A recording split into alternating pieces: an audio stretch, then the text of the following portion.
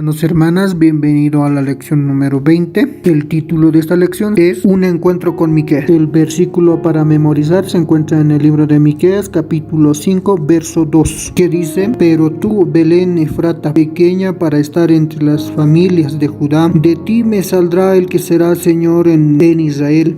Y sus salidas son desde el principio, desde los días de la eternidad. El propósito de esta lección es que usted descubra los rasgos distintivos del ministerio del profeta Miqueas y profundice el estudio de algunos pasajes claves de este profeta. Para ello es importante que nosotros podamos comprender y tener en cuenta distintas perspectivas entre lo que fue la vida de Miqueas y la vida de Isaías. Por un lado, la vida en la ciudad en el que habitaba Isaías. En contraste a ello, la vida en el ámbito rural de Miqueas, que provenía del ámbito rural en el que tuvo un ministerio contemporáneo al profeta Isaías, quien provenía de una familia noble y tenía acceso directo al palacio del rey. El aporte de Miqueas es especial y nos permite tener un panorama más completo de una era y del propósito de Dios para con la humanidad. El profeta del pueblo es así también como se le conoce al profeta Miqueas, que nació en las aldeas de Moreset-Gat o Morasti. Su ministerio fue el reino de Judá. Sus escritos proféticos son anteriores a la caída del reino de Samaria. La gran diferencia con Isaías es que se interesó más por profetizar sobre la ciudad y los problemas de la nación, mientras que Miqueas lo hizo sobre el pueblo común y los individuos. Es así que también es conocido como el profeta de los pobres. Y Miqueas no tuvo reparos en profetizar contra crueldad de los ricos sobre los más vulnerables de su época. Su predicción se dirigía a personas de apariencia muy religiosas, pero que en su corazón no eran piadosos. Miqueas sabía sobre la corrupción que prevalecía en la ciudad y por otra parte también conocía de primera mano las dificultades económicas por las que pasaban los pobladores de su pueblo. Ante tales injusticias, el profeta tenía convicción. Por eso es importante que nos hagamos la siguiente pregunta: ¿encuentra alguna similitud entre las problemáticas religiosas y sociales del tiempo de Miqueas y las contemporáneas? ¿Qué podemos aprender del profeta para enfrentarnos a estos desafíos? He aquí el anuncio del Salvador. Según el libro de Miqueas capítulo 5 verso 2 dice: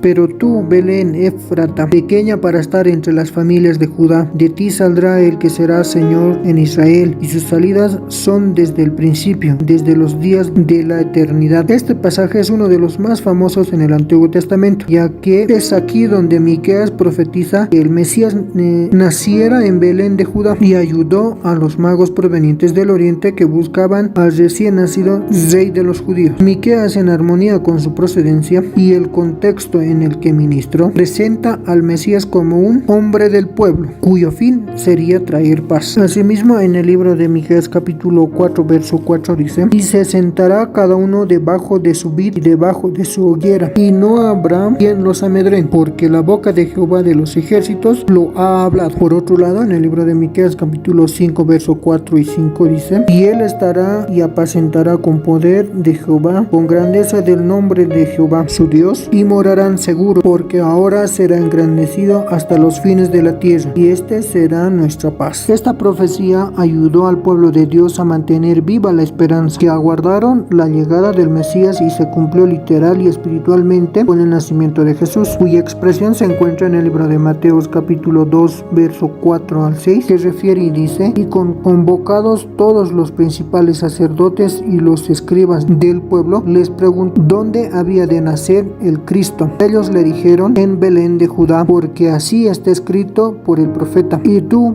Belén, de la tierra de Judá, no eres la más pequeña entre los príncipes de Judá, porque de ti saldrá un guiador que apacentará a mi pueblo Israel. También refiere que el siervo de Jehová sería el linaje del rey David, aunque no sería un hombre terrenal, ya que proviene de la eternidad. Ahora bien, lo que pide Jehová de ti, según el libro de Miqueas capítulo 6 versos 6 al 8, afirma con las siguientes interrogantes: ¿Con qué me presentaré ante Jehová y adoraré al Dios Altísimo? ¿Me presentaré ante él con holocaustos, con becerros de un año? ¿Se agradará Jehová de millares de carneros o de 10,000 arroyos de aceite? Daré mi primogénito por mi rebelión, el fruto de mis entrañas por el pecado de mi alma. Oh hombre, él te ha declarado lo que es bueno, y que pide de ti solamente hacer justicia y amar misericordia y humillarte ante tu Dios Dios. Este es uno de los pasajes más importantes del Antiguo Testamento, los cuales se reflejan en el capítulo 6 y 7. Se presenta también como una controversia entre Dios y el pueblo, porque ellos le consideraban como un señor cruel con demandas difíciles de cumplir. Por ello es que Miqueas se encarga de resumir estas demandas en tres grandes pilares, los cuales son la religión como una buena relación con Dios y los hombres, la justicia como base de toda moral y el amar, la bondad como una forma de vida. Por ello es que la verdadera religión solo es posible cuando hay una comunión con Dios, a raíz de que el pueblo de Judá buscaba el favor divino, por lo que estaban también dispuestos a aceptar cualquier condición que les ayudase a comprar el perdón, pero no estaban dispuestos a cambiar sus vidas. Por el contrario, estaban obsesionados con la práctica de los actos religiosos, pero sus corazones estaban lejos de Dios. Miqueas también en esta profecía resume las exigencias legales, éticas y espirituales iniciadas por los profetas contemporáneos de Isaías, Amos y Oseas, tal cual se refiere en el libro de Isaías capítulo 30 verso 15. Porque así dijo Jehová el Señor y el Santo de Israel: en descanso y en reposo seréis salvos, en quietud y en confianza será vuestra fortaleza, y no quisisteis. El libro de Amos capítulo 5 verso 24. Pero corra el juicio como las aguas y la justicia como el impetuoso arroyo. Y Oseas capítulo 2 verso 19 al 20 menciona: y te desposaré conmigo para siempre, te desposaré conmigo en justicia, juicio, benignidad y misericordia, y te desposaré conmigo en fidelidad, y conocerás a Jehová. Los requisitos de Dios expuestos por Miqueas ya no son demandas que encierran algo misterioso o complejo, sino aquello que podemos hacer inmediatamente. Por ello es que las palabras de Miqueas resuenan con mayor fuerza, porque al procurar hacer justicia nos convertimos en personas honestas, confiables y sinceras, no solo para nuestro bien, sino también para Dios y en nuestras relaciones interpersonales. El amar misericordia, estamos desarrollando una cualidad superior a la justicia, ya que implica dar a cada uno de lo que corresponde. La misericordia implica amor, compasión y bondad, incluso por quienes no son merecedores. Por ello, en el libro de Santiago capítulo 2 verso 13 refiere: porque juicio sin misericordia será con aquel que no hiciere misericordia. La misericordia triunfa sobre el juicio. La expresión humillarnos ante Dios resume los primeros 5 mandamientos que tiene que ver nuestra relación con Dios. Humillarse es el primer paso para la comunión con Dios, al reconocer nuestra necesidad de Él y someter nuestras vidas a su voluntad. También existen personas que deciden andar cristianamente, pero sus actos no reflejan la justicia y misericordia. Por eso, las 3 demandas deben considerarse como un conjunto, tal como refiere en el libro de Mateos capítulo 22 verso 36 al 40, que dice: Maestro, ¿cuál es el gran mandamiento en la ley? Jesús le dijo: amarás al Señor tu Dios con todo tu corazón y con toda tu alma y con toda tu mente. Este es el primero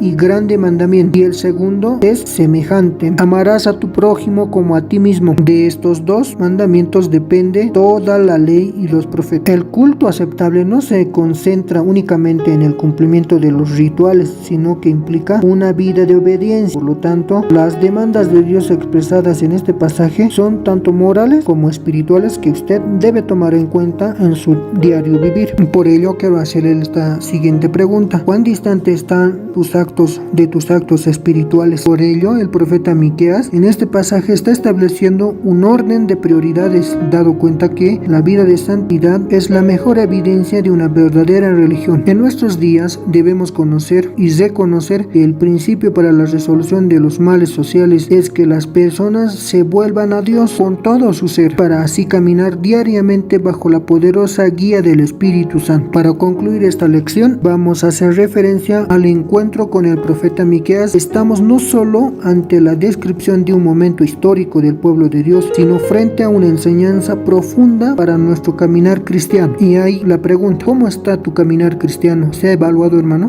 Por otro lado, nos afirma también que la última palabra en este mundo no la tienen los ricos opresores, sino el Señor, mediante la salvación que hoy alcanza a todo aquel que se arrepiente de sus pecados y cree que Jesucristo es el Señor. Y finalmente nos enseña que todo acto o que todo ritual de adoración a Dios debe ser acompañado de una vida de santidad sensible a su voluntad y dispuesto para expresar una justicia, misericordia y bondad para sí, con sí mismo, para con tus prójimos.